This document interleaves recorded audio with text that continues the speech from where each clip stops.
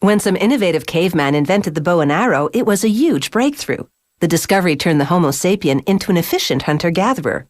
These days, archery has made a comeback in the hunting community, and it's even been reclassified as an Olympic sport. So you could say the caveman's invention is still right on the mark.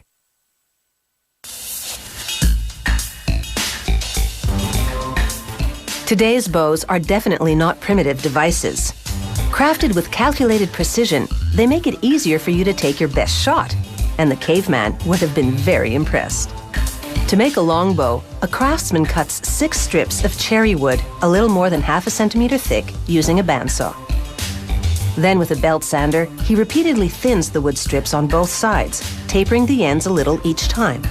The tapering gives the wood some flexibility, which the bow will need to launch arrows into the air. With his bandsaw, he now carves a handle from a piece of wood. Next, he brushes super adhesive glue onto fiberglass strips and the tapered strips of cherry wood. He works swiftly because the glue will start to dry in less than an hour.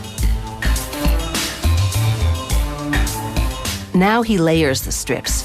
The fiberglass strips buttress the 6 glued wood strips on either end. This process is called lamination.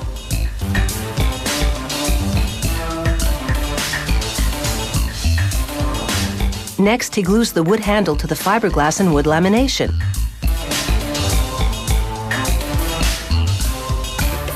And he tops it with a piece of masking tape to protect it from scratches and glue smudges during the next steps. Now the laminates get the squeeze. He places them on a curved plywood shape called a bow form. He positions a steel heat strip, a rubber hose, and another plywood form on top of the laminates. He clamps it all together, then inflates the rubber hose with an air compressor. The pressure from the hose combined with the heat from the metal strip mold the wood to the bow shape as the glue sets. 1 hour later, he removes the laminates, nicely pressed and glued into more bow-like curves.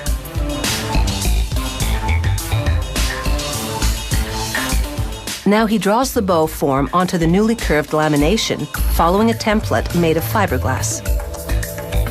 With his bandsaw, he cuts the wood along the lines he's just drawn. He cuts an arrow shelf. That's the notch for the arrow to rest as the archer aims. Then he trims the handle, making it a little wider at the center for comfort.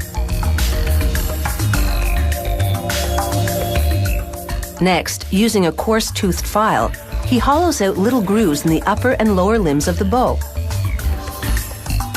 They're called string nocks, and the string will loop around them. To strengthen the tips, he glues little pieces of fiberglass and moose horn over them and the freshly filed nocks. He clamps it in a vice grip to set. When it's dry, he files through the horn and fiberglass to bring back the nock groove. He smooths it with sandpaper. Now he glues another piece of wood over the handle to improve the look and feel of it. He clamps it together while the glue dries, and 3 hours later, he sands it.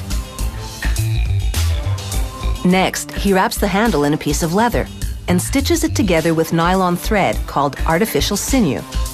Many years ago, they used the tendons of an animal for thread. The leather will make the bow easier to grip. With a gel pen, he writes a serial number on the back of the bow, along with the draw weight. This bow will hold about 20 kilograms of pressure in check when it's drawn. This is a Flemish string jig, a wood fixture with posts on it. He loops nylon string around the posts. This is how he measures the string. It's always 4 inches shorter than the bow. He cuts it with a utility knife, then rolls wax onto it to make it easier to work with. He measures some string. Then he twists 16 strands of nylon, 8 black and 8 white, into a braid with loops on the ends.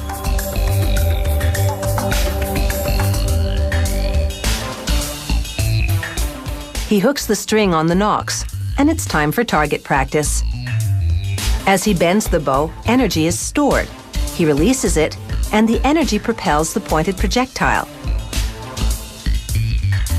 That apple didn't have a chance.